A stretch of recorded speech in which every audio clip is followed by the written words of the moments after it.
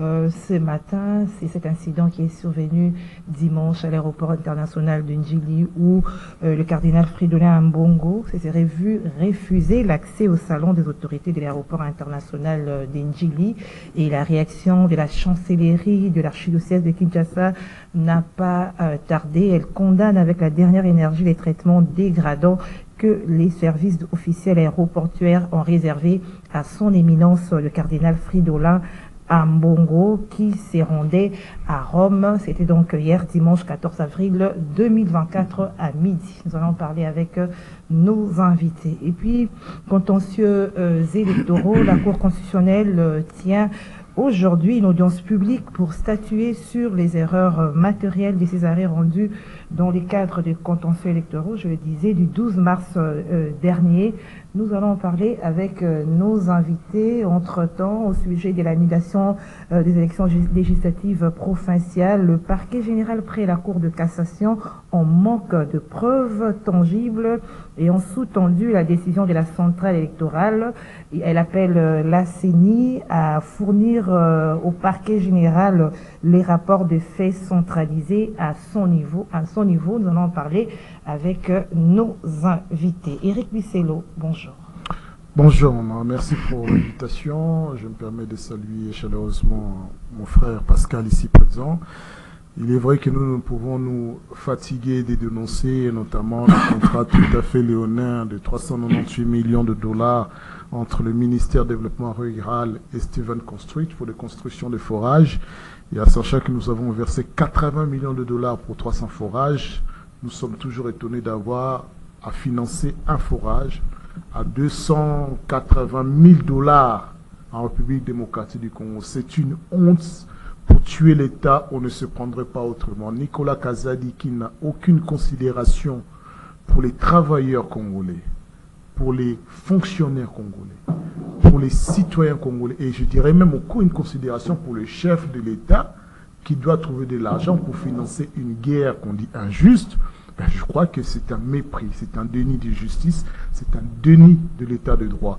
Donc nous dénonçons fermement parce qu'il y a forcément une collusion entre le ministère du Développement rural et le ministère de Finances, mais également Steven Construct. Et nous dénonçons surtout que dans cette entreprise Steven Construct, il y a des affinités entre les propriétaires de cette entreprise et les décaisseurs de fonds.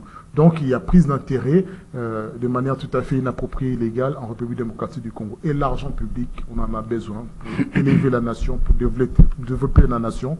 Nous en avons marre que quelques individus s'approprient les richesses de la République. Et ça, je crois que, je le répète un million de fois, nos services que nous aimons, que nous haïssons, c'est comme ça l'amour, ont un rôle à jouer dans ce genre de dossier pour dire que non, il faut sauver l'institution présidente de la République, il faut dénoncer les moutons noirs, notamment le développement rural et Steven Construct. Donc merci pour l'invitation, j'espère que nous allons passer un bon moment d'échange. Voilà. Vous serez face à Pascal Ondje. Bonjour Pascal. Bonjour Gisèle, bonjour Eric, bonjour à nos différents téléspectateurs. Merci pour l'invitation, habitude de chaque lundi d'ailleurs. J'ai été surpris d'apprendre le matin aujourd'hui qu'un monsieur censé être responsable, un musulman de surcroît, puisse tuer sa femme par des coups. Il s'agit ici de monsieur Moussa Mondo, l'ancien vice-ministre aux hydrocarbures, qui a tué sa femme qui serait une magache. Bon, la raison entre mari et femme ne sera pas l'évoquer, mais au moins on constate finalement qu'un homme tue sa femme pour des raisons parfois inavouées. Il a battu et c'est arrivé oui, à mort. Il a tabassé, il a torturé, finalement la femme a rendu l'âme. Il a pris sa femme de manière clandestine, de là où ils habitent jusqu'à... il y a un centre de l'hôpital d'Olive-Lembe ici vers le boulevard, et c'est là que la femme a rendu l'âme. Et deuxième petit biscuit, c'est mon indignation, mon regret. Parce que j'ai vu la première ministre continuer avec les consultations. Il y a un calendrier qui est affiché. Le dernier regroupement, c'est l'UDPS qui sera reçu le 19 avril. Ça veut dire en d'autres termes que nous pouvons avoir le gouvernement que vers la fin du mois, sinon début du mois prochain. 2. Je m'interroge sur le sens des multiples consultations. Pas très longtemps, elle avait reçu le groupe, sinon le présidium de l'Union sacrée, composé de Jean-Pierre Bemba, de Vital Kamere, de Mbosso le citoyen, et le reste. Les mêmes seront encore reçus, déjà aujourd'hui, parce que tous sont les présidents des partis politiques. Jean-Pierre Bemba va encore revenir, le citoyen Mbosso va revenir, Bahati va encore revenir, Kamere va... Maintenant, je me pose la question, ils disent quoi? Pascal, la fois passée, j'avais posé mon problème sur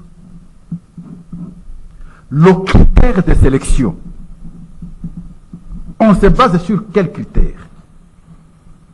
Parce que je m'opposais à ce critère de répartition des responsabilités par parti ou regroupement politique. Je m'opposais à ça. Parce que dans cette société, nous pouvons trouver les meilleurs qui n'ont ni parti politique, ni regroupement politique. Que faisons-nous d'eux? Ça a été mon interrogation la fois passée. Mais pour les membres de ces regroupements et partis politiques, ils sont multiples, ils sont nombreux.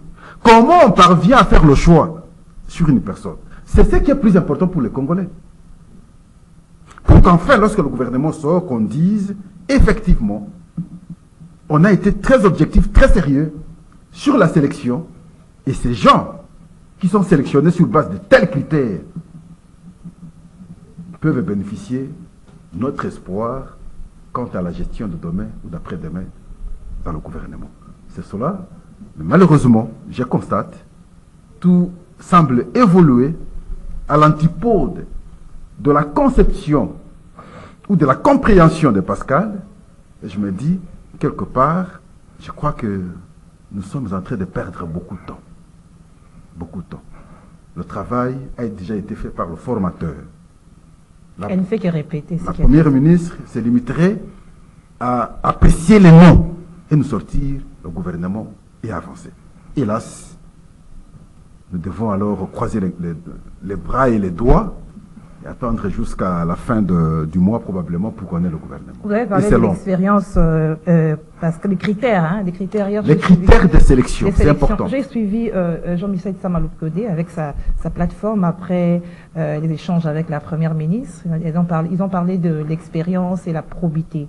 En parlant d'expérience, cela ne veut pas dire que les anciennes têtes vont reprendre, parce que l'expérience, c'est qu'on va recourir, on va recourir aux Matata Pogno, aux autres là qui ont de l'expérience, et les jeunes vont encore rester. Nous n'avons pas une bonne expérience du passé dans la gestion du gouvernement. Sinon, nos vies seraient aujourd'hui changées. Cette expérience, nous ne pouvons pas la faire valoir aujourd'hui. N'est-ce pas? Le critère, c'est sur le plan, comme vous avez dit, la probité morale.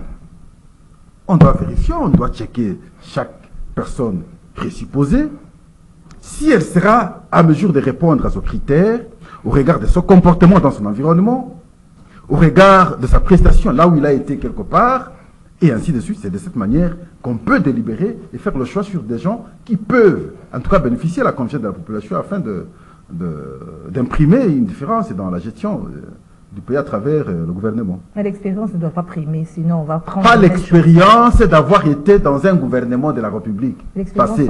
Parce que dans le passé, on n'a pas eu, n'est-ce pas, des ministres, de mon point de vue, qui se sont distingués pour apporter un changement à la population. Et ces gens ne peuvent pas aujourd'hui être inspirés comme des exemples, n'est-ce pas, ou des meilleurs à pouvoir les choisir pour la composition du projet gouvernement. Alors, on reste dans le point que vous avez soulevé là, Pascal, avec Éric Bissello. Une autre question que l'opinion s'y pose, est-ce que nous n'avons pas deux premiers ministres aujourd'hui? Parce que le même jour, quand Judith Sumun a consulté, Jean-Michel Samaloukonde a tenu à une réunion du gouvernement. Et non, là, on a deux premiers ministres. Est-ce qu'ils sont rémunérés de la même façon? C'est vraiment la grande question que les gens se posent aujourd'hui. Bon, tout d'abord, j'aurais aimé que mon cher Pascal mette un conditionnel sur les faits reprochés à Moussa Mundo, puisque bénéficions encore de la présomption d'innocence, il faut parler vite en besogne. C'est vrai que c'est un cas suffisamment grave et c'est là que justement la dignité de la femme doit être prise en considération. Ces faits doivent être bannis de la société, que justement les instances ou les ministères censés promouvoir la femme s'érigent en défenseur de justice pour cette dame qui était assassinée par violence en fait. Le deuxième aspect sur les consultations, cela me fait rire parce que cela montre à l'évidence que l'informateur et le formateur supposé n'ont rien fait. Puisque ou bien leur travail n'a pas été pris en considération. Puisque Madame Judith reprend tout en main finalement. Donc on a beau clamer si l'un super informateur a fait ceci, le super formateur a fait ceci, mais finalement un travail bâclé qui est repris de bout en bout. Et c'est vrai qu'on s'interroge. Moi je m'interroge, j'irai même plus loin. Mis à part le fait que le Premier ministre doit sortir de la coalition de l'Assemblée nationale, qui nous oblige à prendre des ministres des partis qui sont dans l'Assemblée nationale. Rien n'oblige le chef d'État, à vrai dire. Absolument rien. Il peut tout à fait décider de prendre 50% des ministres qui ne sont pas dans les partis politiques, qui ne sont pas dans leur mouvement. Ça va de pair avec la loi, il n'y a pas de contradiction. Il n'y a pas de contradiction. Non. Le Premier ministre émane. Après, le Premier ministre propose des ministres. Le Premier ministre est né de la coalition. Il n'y a pas de problème. Mais le reste, le chef d'État peut en disposer. Mais attention, on a peur, soi-disant, qu'il y ait des remous au sein de l'Assemblée nationale. Oui, il aura la possibilité de dissoudre l'Assemblée nationale dès l'année prochaine, mais je crois que ces gens-là tiennent suffisamment leur ventre pour ne pas fâcher le chef d'État pour qu'il ne dissoute pas l'Assemblée nationale, pour qu'il ne dissoute pas l'Assemblée nationale. Donc, de toute façon, on sait très bien que, au regard de la manière dont les choses évoluent, ces gens-là ne sont pas prêts à aller à l'opposition. Ils aiment tellement le confort, le reste dans lequel ils évoluent, l'argent public qui les nourrit et qui s'occupe d'eux, qu'ils ne sont pas prêts à aller contre le chef d'État. Manifestement, oui, nous sommes dans un chaos indescriptible en termes des institutions de la République. Il est vrai que Madame Judith a été nommée, mais pas encore investie, parce que c'est aussi là l'autre aspect de qualité intrinsèque au Premier ministre de la République, c'est d'être investi par l'Assemblée nationale, qui n'est toujours pas définitivement assise. Donc, en cela, on continue à croire que Sama Lukonde expédie les affaires courantes avec le gouvernement expédier les affaires courantes de transition. Ce qui est tout à fait normal alors. Ce n'est, bon, la normalité, la République démocratique du Congo, ça fait longtemps que nous avons jeté le terme normal à la poubelle. Nous inventons nos propres lexiques, nos propres terminologies, nos propres compréhensions des choses et des événements. Mais tant que ça coûte à la République, c'est ça qui est dérangeant. Tant que ça nous coûte quelque chose, c'est frustrant, c'est dérangeant. Et à cet exercice, on sous-entend que si Sama Lukonde a présidé une réunion des ministres, est-ce que la première ministre était assise comme ministre du plan? Non, elle n'était pas là. Elle continuait ses consultations. C'est une cacophonie que nous aurions bien aimé éviter. Il est vrai aussi que quand on prend un mois pour former un gouvernement, alors que vous avez la majorité entre vous, il y a quelque chose qui ne va pas. Il y a vraiment quelque chose qui ne va pas. Et le présidium de l'Union sacrée, ce sont les mêmes personnages qui se connaissent, qui se fréquentent aux créations de l'Union sacrée jusqu'à aujourd'hui. Ils n'arrivent pas à se mettre d'accord. Quels sont ces hommes d'État-là? Où vous n'arrivez pas à vous mettre d'accord derrière votre chef? Les enjeux sont différents. Non, les enjeux sont différents. Ils peuvent se mettre d'accord pour quelque chose, mais non, pour l'autre, non. Les enjeux faut encore discuter. Non.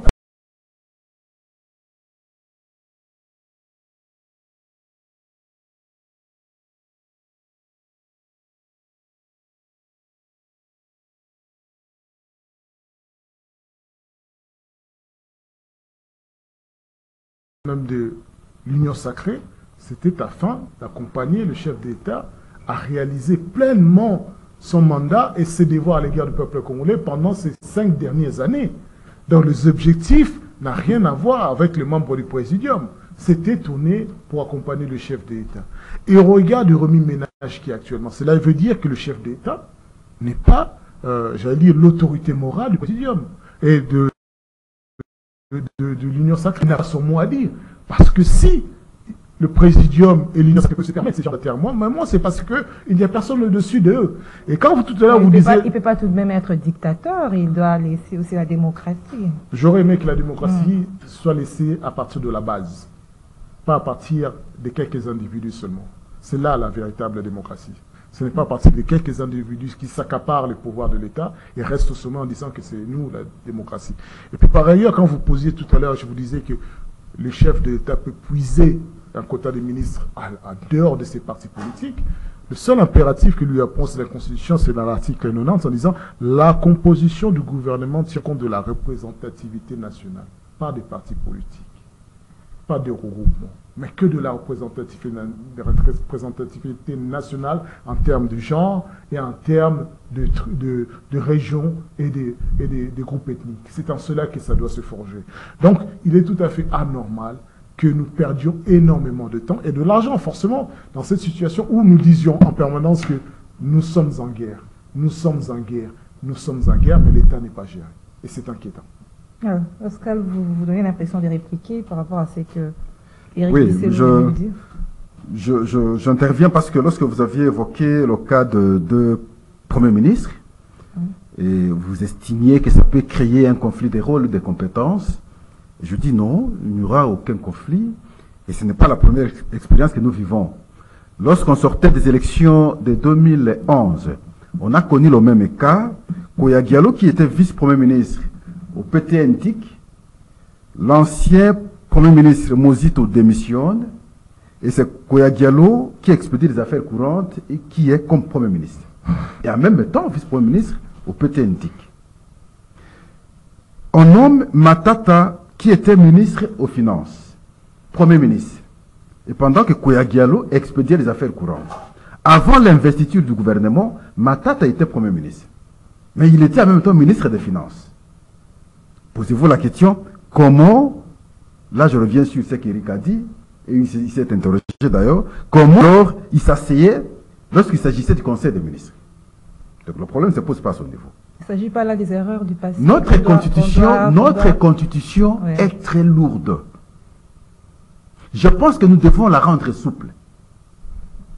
J'évoquais pas longtemps ici, lors des émissions passées, regardez, depuis que nous terminons les élections en décembre, pour attendre l'ouverture de la session ordinaire le 15 mars, pour avoir le gouvernement, pour avoir le bureau définitif également de l'Assemblée nationale.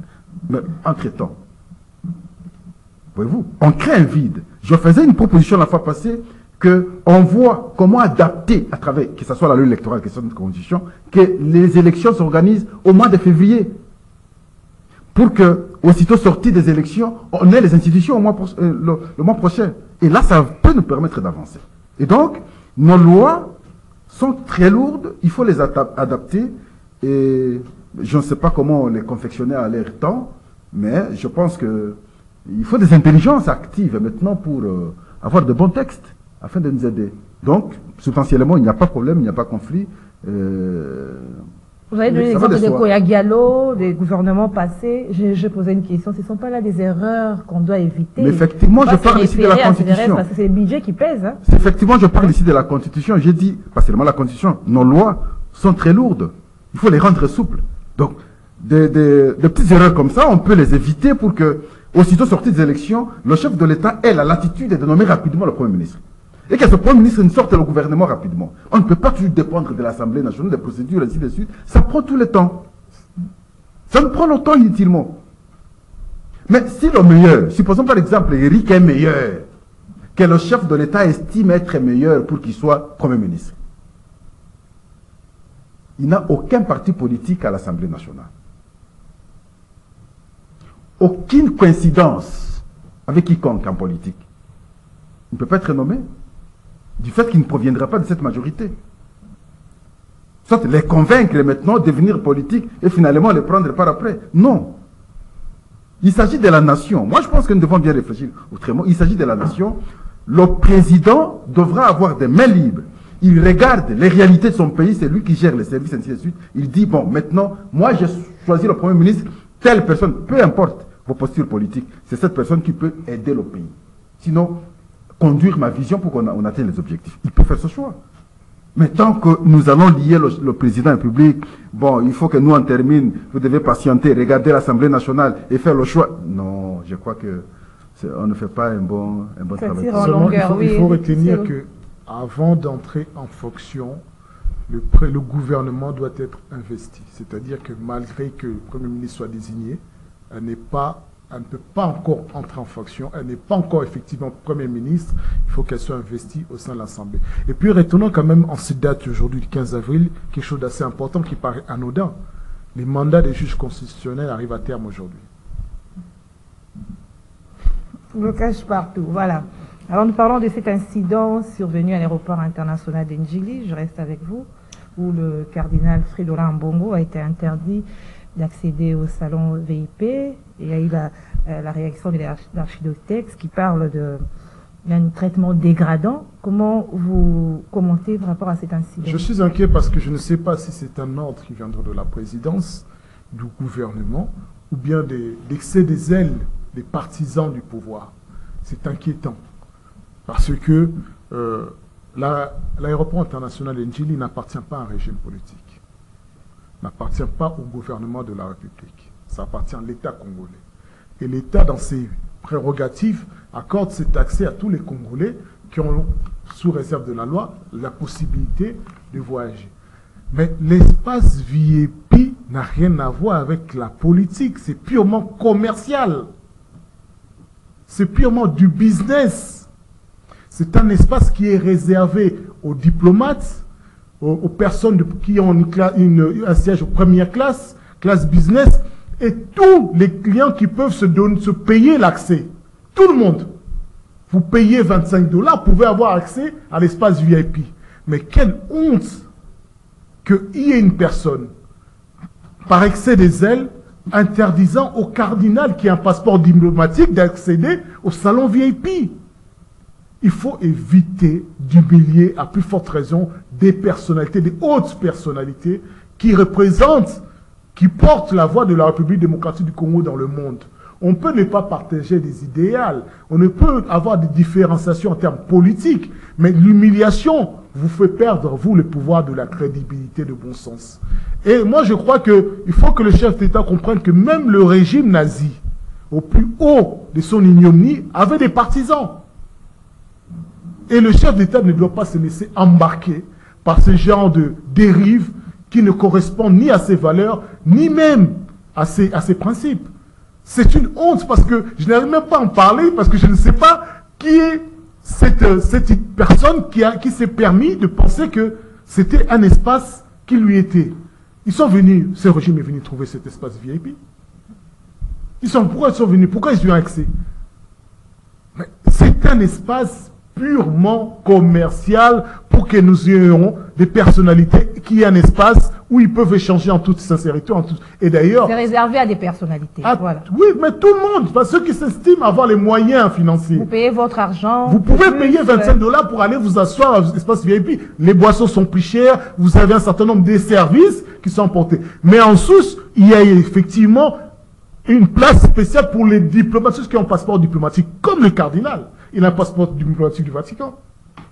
Donc, il ne faut pas faire les choses par excès des sentiments. Donc, c'est une faveur, ce n'est pas un droit. Il faut faire une différence. Je ne sais pas si... C'est une faveur qu'on fait, mais ce n'est pas un droit. M'interdire d'accéder à un espace public, c'est atteinte à mes droits. Parce que les conditions pour y accéder sont définies. Quand vous m'empêchez, moi, institut personnel, d'accéder à cet espace-là, vous portez atteinte à mes droits et à mes libertés de me mouvoir.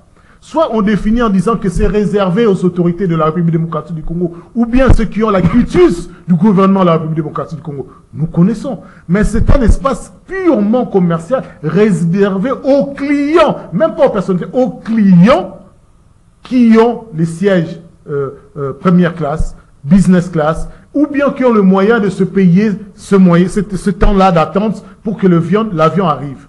C'est justement ça qui est inimaginable, en fait. Je n'avais pas à comprendre ça. Je me réveille, je ne peux même pas en parler en termes de politique, c'est pas de la politique. C'est juste une question de méchanceté. Et ça, c'est dommage. Je reviens à vous. Pascal, votre commentaire également par rapport à cet incident. Bon, la première réaction, c'est qu'il faut condamner. Tout Congolais devra condamner, et nous condamnons. Mais simplement, depuis que j'ai suivi cette question, les différents commentaires des gens, le communiqué de l'archidiocèse, personne ne m'a expliqué le pourquoi. C'est cela la démarche d'un scientifique. La grande question. Qu'est-ce qui s'est passé réellement? On n'a pas communiqué cela à l'opinion. Et nous spéculons.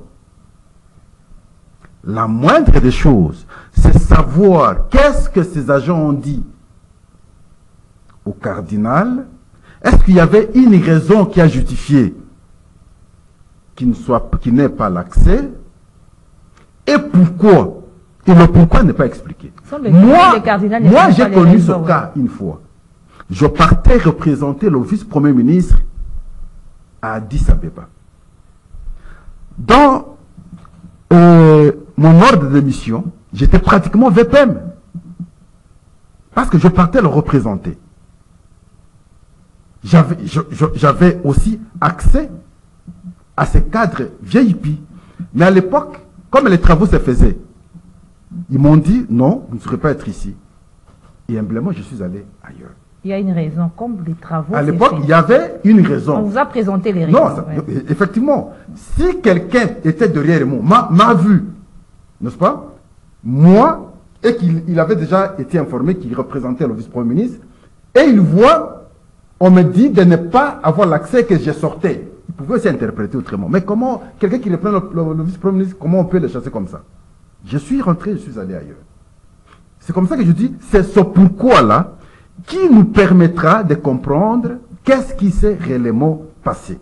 Mais sinon, des gens comme des cardinaux, dans le cas d'espèce plutôt le cardinal Ambongo, méritent le respect. Même s'il n'y a pas d'espace, même si tout est occupé. Monsieur le cardinal, il y a une chaise, si vous pouvez accepter, être même au coin ici en attendant, il ne va pas refuser. C'est ce comportement-là que nous voulons. N'est-ce pas? Mais de manière brutale, comme a dit Eric, vous affichez la mauvaise image maintenant du régime, comme nous le disons. C'est pas normal. Mais il faut que nous qui analysons cette question, nous cherchions qu'est-ce qui s'est réellement passé. Mais on ne sait pas nous expliquer. Même quand vous prenez le communiqué de l'archidiocèse, mais finalement, à la fin, on dit prions pour l'évêque. Dans le cas d'espèce, nous allons prier pour lui, pour avoir fait quoi? Et que Dieu fasse quoi? C'est une formule habituelle. Non, mais c'est une formule habituelle. Prions pour le cardinal. Bon, parce que simplement, on a refusé l'accès à... Non, nous allons prier pour que Dieu fasse quoi? Dieu vient d'habiter ces gens qui l'ont refusé l'accès. Bon, voilà. Ouvrez vos cœurs, permettez à l'archevêque d'entrer. Non, c'est pas Pascal. Mais Pascal, vous évoquez le raison, mais vous ne voyez pas qu'il a l'habitude d'accéder au salon VIP. Et il n'y a pas une corrélation avec ces propos tenus dernièrement où le gouvernement l'avait appelé à expliquer ses propos. Non, il n'y a pas une corrélation. Il a fait une interview après. Il a justifié sa position après. Le problème n'est pas là. Il n'y a pas un conflit entre le cardinal et le régime. Évitons des choses comme ça. Le cardinal est dans sa mission, n'est-ce pas, prophétique, il donne des points de vue, c'est un humain, il peut dérailler, il peut revenir à la raison, tout ça, ça arrive. Ce qu'il avait dit sur la question de l'Est, lui-même avait compris qu'il avait peut-être mal dit, que les gens ont mal compris, il est revenu, il a fait une interview, il s'est justifié. Parce que les gens ont compris malgré qu'il est revenu. Mais moi j'ai compris. Et donc il s'est justifié, le problème n'est pas là. Mais ici c'est que ceux qui ont posé cet acte ont mal fait, n'est-ce pas? Même s'il y a des raisons, on pouvait l'expliquer très calmement, c'est un fils du pays, pour qu'il aille ailleurs aussi calmement. Le problème ne se poserait pas. Voyez-vous? Mais simplement, Pascal dit, tout ce qui s'est passé, personne jusqu'ici ne sait nous dire qu'est-ce qui s'est réellement passé. Le pourquoi n'est pas connu. Et là, c'est pas bon. Nous sommes en train de spéculer simplement. Que ce soit le communiqué de l'archidiocèse, que ce soit les commentaires des gens qui vont dans tous les sens. Ce sont des spéculations, personne ne sait nous dire le problème vrai. Ils ont mal fait, ces gens qui ont interdit. Alors il faut que des sanctions s'en suivent. Bon, là je ne sais pas comment ça va se passer, mais sinon c'est mal fait. Ils ont mal fait, ouais. Ils ont mal fait. On doit sanctionner tous ces gens qui étaient à l'aéroport, tous ces gens-là. Non, pourquoi seulement ça? La sanction peut être le rappel à l'ordre. N'est-ce pas? Il faut savoir respecter les gens. Vous êtes à l'accueil, par exemple. Il faut savoir respecter les gens. Moi, j'ai vu, dans notre aéroport ici, beaucoup de réalités, franchement. Quand vous êtes ailleurs, on vous reçoit, on vous respecte, on vous oriente. Mais ici, quand vous venez, c'est un combat physique. Je vous le dis, c'est un combat physique. Je reviens d'un voyage de quelque part. On arrive vers 22 h, on atterrit. ma valise vient, tu vois comment on fait entrer là, elle est ouverte. Je vais poser le problème à qui? On a soustrait les histoires qui étaient dedans, on a soustrait. Maintenant, tu te retrouves devant un tel cas. Tu prends ta valise, elle est vide. Dans notre aéroport ici. Tu fais quoi? Il y a des comportements que non, nous mais devons... lui, c'est quand même un cardinal. Il a toujours bénéficié d'un traitement exceptionnel. Donc, ça, c'est une frontière. Et aujourd'hui, ça doit vraiment... C'est une frontière. Les gens doivent avoir un comportement, n'est-ce pas, qui affiche une bonne image du pays. C'est la frontière. Ne vous focalisez pas au cardinal trop. Il est humain, c'est vrai, comme tout le monde aussi. Parlons de notre pays, parce qu'il s'agit de l'image de notre pays. Le comportement que les agents affichent est là. Quand vous arrivez, vous dites, mais finalement, c'est un pays normal, ça. Mais ailleurs, vous ne verrez pas ça. Voyez-vous? Et donc, nous avons tous condamné. On ne peut plus revenir sur Cardinal, parce que d'ailleurs, souvent, les émissions, on revient. La semaine passée, on est revenu sur Cardinal. Aujourd'hui, Cardinal, non. Ça fait trop. Il y a un fait nouveau. Nous avons condamné, à partir du moment où nous avons condamné, nous quittons la personne de Cardinal, nous faisons des analyses sur notre pays. Okay. Dans cet aéroport, quand vous y arrivez, madame, en tout cas, d'abord, être très vigilant dans tous les actes que vous allez poser, même la chaise que vous allez vous asseoir, là vous allez poser votre valise, il faut être très vigilant, sinon vous allez regretter 2 minutes après. Quelqu'un m'a fait rire ce matin en disant pourquoi les cardinals ont fait un problème où l'archidiocèse, tout chemin mène à Rome. En plus, lui-même, il avait condamné autrefois les gens qui vivent dans l'opulence. Alors, ça serait tout à fait normal qu'ils puissent aller hors de... C'est pas une question de finance. Ouais, c'est vrai que ça peut porter un sujet à une petite boutade quand on ne connaît pas, mais c'est pas une question d'opulence, c'est une question de discrétion. Les personnalités vont pour des questions de discrétion. Nous savons que nous avons un pays de mendiants. Quand on voit, on vient vous demander de l'argent, ou bien peut-être déranger, solliciter pour tout et rien. Et parfois aussi, on a besoin de rencontrer quelqu'un pour discuter en aparté, en toute discrétion. Donc, mais Pascal dit quelque chose de tout à fait vrai. Il aurait fallu aussi un communiqué des services de l'aéroport. Il aurait fallu un communiqué. Parce que comprenez que quand le cardinal a été refusé, intuitif personnel, lui personnellement, c'est que les autres ont pu accéder. Sinon, on n'aurait pas eu de bruit. On dit non, c'est fermé pour X raisons. Il n'est pas le seul, tout le monde. Mais si lui, et qu'après ces services émettent un communiqué, c'est parce que c'était lui qui était refusé. Maintenant, c'est à nos services, à l'aéroport de Njili, de sortir un communiqué, nous expliquer si c'était un malentendu, si c'est un excès des ailes, mais que cela soit clarifié, que ce n'est pas une question de tenir rigueur à quelqu'un qui est dans son rôle. Et oui, il y en a qui se posent la question, est-ce que Cardinal est devenu... c'est quelqu'un d'important? Non. Il représente l'Église. L'Église, ce n'est pas rien. Le Vatican n'est pas rien. Il ne faut pas vous tromper. Il ne faut pas vous leurrer. Il a un passeport diplomatique. Donc, c'est pour vous dire que arrêtez de vous perdre. Non, c'est rond. On a tendance à croire que les officiels d'un pays sont plus importants qu'un cardinal avec un passeport diplomatique de Rome. Non, c'est un officiel d'un pays aussi. D'un pays de la sainteté à Rome, le Vatican. Donc il ne faut pas prendre des choses avec beaucoup de légèreté. Il est congolais et il joue pleinement ce rôle en défendant les intérêts du Congo auprès du Vatican. Et je crois que nous avons toujours eu cette prémisse-là, la République démocratique du Congo a sorti des grands hommes qui ont occupé cette fonction. Et il ne faudrait pas qu'aujourd'hui, nous minimisions, parce que ces hommes-là peuvent aussi nous aider à un moment de difficulté à sortir les pays de l'ornière et à nous faire accéder à un autre niveau. C'est aussi leur rôle. Ce sont des ambassadeurs. Ce sont des ambassadeurs. Alors il ne faudrait pas ici, parce qu'on est du pouvoir, soutien le pouvoir, dire non, c'est rien, ce sont que des hommes. Oui, Félix Antoine Tshisekedi aussi n'est qu'un homme. C'est le président de la République. Oui, mais c'est un homme ou pas? Il a le sang comme vous et moi ou pas? Il mourra bien un jour ou pas? Il est bien né d'une mère ou pas? Nous sommes des hommes. S'il ne mange pas, qu'est-ce qui va lui arriver? Comme vous et moi. Nous sommes des hommes. Nous sommes tous amenés à passer sur cette terre. Vous me parlez du président de la République. C'est l'institution. C'est pour ça que je vous mets en garde de dire, ne confondez pas les choses. Quand nous parlons de l'institution, il faudrait lui accorder toute la sacralité qui va à ce que nous lui accordons, sa permanence. Mais pas l'homme. L'homme passera, la Constitution demeure. C'est pour cela que ceux qui passent à travers ces institutions doivent poser des actes responsables et qui vont relever la nation. Qui vont faire en sorte que ceux qui arriveront demain puissent dire, ah, mon prédécesseur avait mieux fait. Il faut que j'aille plus loin. C'est ça qui est important. Donc il ne faut pas déifier les gens, mais il faudrait remettre les gens à leur niveau. Et si nous, par exemple, ces derniers jours, nous sommes inquiétés où était l'institution présidentielle de la République, ce n'est pas une critique parce que nous nous inquiétons, parce que c'est une institution. Un pays, une république ne peut pas rester sans savoir où est partie l'institution président de la République, l'institution clé.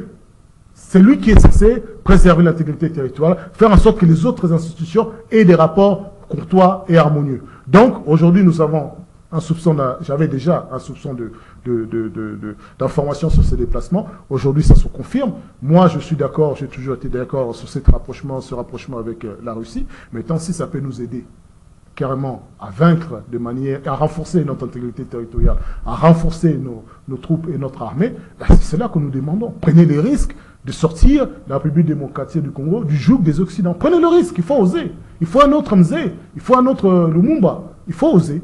Voilà. Alors, ces gestes, selon vous, là, je reviens sur l'incident, ça sous-entend quoi, selon vous? Pour moi, ça ne sous-entend rien du tout. J'ai dit c'est un excès des ailes. Parce que je ne pense pas qu'un officiel puisse exiger de poser de tels actes. C'est un excès des ailes, je ne sais pas de qui, des services, je ne sais pas de qui, mais je dis juste que ça ne donne pas une bonne image au pouvoir en place. Ça ne donne pas une bonne image à la République démocratique du Congo. Et je crois que ces genres des incartades, des écarts de conduite, il faut les corriger au plus vite, et notamment un communiqué. Ça peut être aussi un communiqué officiel du ministre en charge de l'aéroport pour dire que voilà, nous regrettons cet incident. Si c'était un incident émanant d'une personne propre, une personne physique de son propre initiative. Mais si c'était pour X, Y raison qu'on nous expose, parce que, qu'on le veuille ou non, aujourd'hui, le cardinal peut paraître l'adversaire du régime politique, mais ils ne font pas la politique. Ils ont toujours été dans ce rôle-là de défendre la patrie, de défendre les Congolais. Donc voilà ce qui est important à retenir. Et je crois qu'il nous appartient tous de prendre conscience que nous devons soutenir les efforts quand ils sont d'ordre positif pour la nation et critiquer quand ils sont d'ordre à avilir la représentation de l'image de la nation. Voilà, on parle de la Cour constitutionnelle qui va statuer sur les erreurs matérielles. Pascal Ondje, beaucoup commentent par rapport à cette démarche de la Cour qui ouvre même une chambre spéciale. Quel est votre point de vue? Bon, je pense qu'on allait avoir suffisamment du temps, mais là, on vous fait déjà pression. Nous devons clore l'émission. Mais kiosque qui avait au moins un temps conséquent, mais là, je commence à voir comme si on n'a que 10-20 minutes. Alors, je crois qu'on va changer le style d'alignement des arguments, qu'on ne soit pas trop étendu. Et d'abord, il faut déplorer. Moi, je ne suis pas d'accord avec cette gymnastique que la Cour a commencé à nous habituer. Nous avions connu ça en 2018, 19 alors. On connaît pour la deuxième fois les erreurs matérielles. Et bon, c'est question de définir également aussi le concept d'erreur matérielle. C'est quoi erreur matérielle? Moi, je pensais par exemple, comme a proclamé Pascal Ondje, on a écrit Oledo Ondje, on a écrit Onda. Bon, c'est une erreur, il faut qu'on corrige. On peut corriger.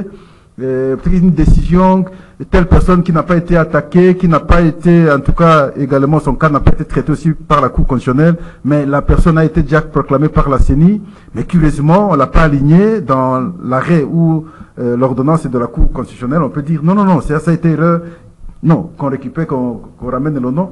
Mais curieusement, j'ai l'impression comme si c'est d'autres arrêts qui seront rendus. Comme qui reprenait le travail dans certains aspects à zéro. Je me dis, mais qu'est-ce qui se passe? Et pour ça, je crois que ce n'est pas une bonne image aussi. Ce n'est pas une bonne image. Non, qu'on ne dise pas qu'il s'agit de l'erreur ou des erreurs matérielles. Qu'il soit simplement sincère devant la nation, dire que des fautes, qu'on n'ajoute même pas matériel, qu'on dit seulement, il y a eu des fautes. Et parce qu'il y a des fautes, il faut corriger. Vous savez, tout ce qu'on disait hier, et ce que dit la Constitution sur les arrêts de la Cour constitutionnelle, sont inattaquables, ainsi de suite. On ne peut plus les dire aujourd'hui. Les gens ont attaqué les arrêts de la Cour constitutionnelle. Ils sont allés avec des plaintes. Je pense que Eric ne va pas me contredire. Mais lorsque l'arrêt est rendu de la Cour constitutionnelle, vous estimez, non, cet arrêt n'est pas bon. Et vous écrivez, vous attaquez cet arrêt, vous déposez une requête. Et la Cour aussi réceptionne votre requête et tranche. Non. Cette fois-là, c'est une faute. Donc, nous devons, si on va accepter l'exception cette fois-ci, prochainement, éviter que de tels cas reviennent. Prenez votre temps conséquemment. Lorsque vous avez la requête de la Commission électorale nationale indépendante, la Cour devra prendre tout son temps et étudier minutieusement, question par question, cas par cas. Une fois l'arrêt rendu, c'est comme une parole d'évangile. Que chaque personne dise Amen et s'incline et se clôt, on avance. L'œuvre humaine. Non. Il y a toujours des imperfections. Si l'œuvre humaine, n'est-ce pas, comme vous voulez chanter là, alors à ce moment-là, acceptons en même temps qu'on enlève cette disposition qui dit les arrêts de la Cour ne peuvent pas être attaqués. Pour certaines personnes, la Cour a subi la pression. Non, ça peut être aussi ça. La pression de ces candidats. C'est dans la conscience des juges de la Cour. Ils ont compris et même qu'ils ont mal fait, pas ailleurs, dans leur conscience. Ils ont trouvé d'autres prétextes pour ouvrir une chambre pour apprécier les erreurs. Une chambre pour apprécier les fautes. Si c'était les erreurs, on n'allait pas avoir une chambre. Ce sont des fautes. Des fautes. On doit changer. Pour éviter ça, pour qu'on ne soit pas trop mal vu, on dit des erreurs. Mais ce ne sont pas des erreurs. Alors, est-ce que en statuant sur ces erreurs, on risque pas de tomber encore dans les erreurs? On sait que cette chambre d'erreurs matérielles était ouverte une fois que les juges de la Cour constitutionnelle aient été entendus par les services. Donc on sent qu'il y a quelque chose qui a été mal fait, bien fait, en contradiction avec la Constitution ou bien les règles de droit. Je crois que la doctrine nous impose à nous juristes et surtout les pratiquants du droit à une forme de respect des valeurs. Je rappelle simplement que l'erreur matérielle pouvait corriger tout ce que vous voulez, mais pas la décision finale. C'est-à-dire que ça ne change pas qui a gagné le procès, qui a perdu le procès. C'est ça le principe de l'erreur matérielle. Vous changez peut-être tout ce que vous voulez parce qu'il y avait une erreur effectivement dans la rédaction, mais la décision finale reste la même. Mais là, nous trouvons des erreurs matérielles où des gens qui n'avaient pas saisi la Cour se trouvent être favorablement désignés gagnants, au contraire des autres. Donc, ce n'est plus une chambre d'erreur. Et je crois que, je le répète, le 15 avril aujourd'hui, la Cour constitutionnelle, les juges de la Cour constitutionnelle sont arrivés à leur fin de mandat. Il appartient au chef d'État de remercier Kamoulita pour les erreurs matérielles commises et qu'il aille s'asseoir, revenir au pastoral, peut-être qu'il aille s'occuper un peu plus de son église, mais en tout cas qu'on nous désigne des gens qui aideraient la République à mieux comprendre la Constitution, à aider le chef d'État, à jouer même ce rôle de conseiller du chef d'État pour lui permettre de protéger et de ramener la République à une nation beaucoup plus forte. Parce qu'en touchant en permanence à la Constitution, on fragilise la nation et on fragilise effectivement l'institution présidentielle de la République. Est-ce qu'on ne va pas arriver là, la suite ne sera pas là que les candidats, d'autres députés déjà qui siègent vont sortir et en toute sincérité, c'est ça qui s'est passé. C'est ça l'image qu'on aura. En toute sincérité, nous, l'opposition, nous avons déjà arrêté de regarder ce que faisait la Cour constitutionnelle parce que nous savons qu'elle n'était plus du tout constitutionnelle. C'était une cour, mais pas constitutionnelle du tout. Alors, nous sommes arrivés à la fin, mais il y a aussi la Cour de cassation qui demande plus d'erreurs, Pascal. Plus de preuves. Là aussi, c'est un problème sérieux parce que non, la CENI avait invalidé 81 personnes. Ouais. Alors maintenant, nous avions vu comment ils sont allés au Conseil d'État, ça n'a pas tenu, ils sont allés à la Cour constitutionnelle, ça n'a pas tenu. Finalement, c'est la Cour de cassation qui s'est saisie, cette fois-là, pour les sanctionner. Et tous ont été auditionnés et finalement, la Cour s'est posé la question de preuve. Aucun élément pouvant prouver effectivement qu'ils ont triché les élections et qu'ils pouvaient être invalidés. Et la Cour demande à la CENI de présenter les preuves. La CENI ne sait pas présenter les preuves. Maintenant, la question fondamentale, quels deviennent ces gens maintenant? Ceux qui devraient en principe être élus vont faire quoi? Peut-être faute du temps, on ne saura pas tout développer, mais la question reste pendante. Qui va endosser cette responsabilité? Et moi, je pense à la CENI. La CENI maintenant, comment elle sera à mesure de justifier cela à l'opinion pour dire j'ai sanctionné des gens sans preuve? Parce qu'on ne peut pas aller chercher les preuves ailleurs. On suppose que la CENI a des preuves. Voilà pourquoi elle a pris sa décision. C'est ces preuves-là qu'elle allait maintenant apporter à la Cour de cassation. La Cour cherche des preuves, il n'y a pas de preuves de la part de la CENI.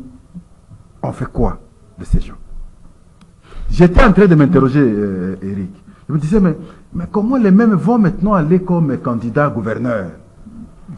Ils peuvent pas. Mais ils ont raison. Ils doivent aller comme candidat gouverneur. Ils doivent aller comme candidat sénateur parce qu'il n'y a pas n'est-ce pas, un acte de droit qui les empêche. Non, rien. Donc c'est les groupes des Bochabes, les Colombes, les Bochabes. Effectivement, aucune preuve. Non, ils seront lavés là. Mais ils seront lavés, ils sont lavés, oui. Mais ils seront pas. Ah, non. C'est un peu compliqué.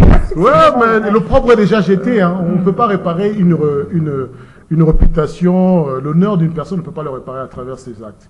Et là, je crois que c'est Kadima. Cela démontre à quel point, en finition, Dieu l'a confondu. Il a jeté à l'opprobre les élections chaotiques que Kadima nous a pondues. Et c'est là dommage. C'est dommage parce que cela remet en question même le succès des chefs d'État. Parce que c'est difficile de dire que les députés, les élections provinciaux et les nationaux se sont bien déroulées, les députés, mais présidence, c'est pas bien roulé, ou vice-versa. On est tous partis voter le même jour, avec un même bulletin de vote. Lorsqu'il y a des erreurs sur un bulletin, ça entache tout le monde et tous les résultats. Et nous trouvons que c'est dommage, et ça, c'est le mauvais service que Kadima et sa CENI a rendu. Et ça nous pose toujours dans la réflexion qu'a dit Pascal, il faut que nous réfléchissions à toutes ces institutions d'appui à la démocratie. Voilà. Il y a aussi l'honneur. Il y a aussi l'honneur. L'honneur qu'on ne peut pas racheter.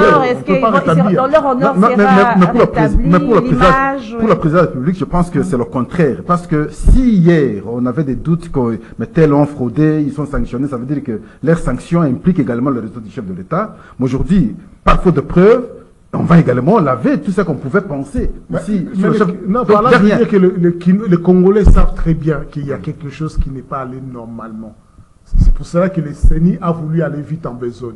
Mais CENI ne s'est jamais protégé partie civile des machines volées, et ni même dans cette affaire. C'est lui qui aurait dû prendre les effets essentiels.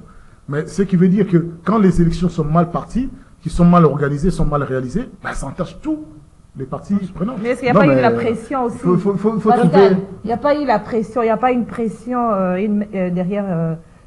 non, quelle pression? Toutes ces démarches pour non, il n'y a pas de pression parce qu'il s'agit de la justice. Parce que ces gens ne sont pas n'importe quoi. Tous ces 81 personnes ne sont pas n'importe qui. On n'a pas demandé les preuves à ces 81 personnes. Ils semblent être des intouchables. On a demandé les preuves à la CENI. Si c'était que ces personnes prouvent effectivement qu'elles ont triché les élections, c'est autre chose. Mais ici, on demande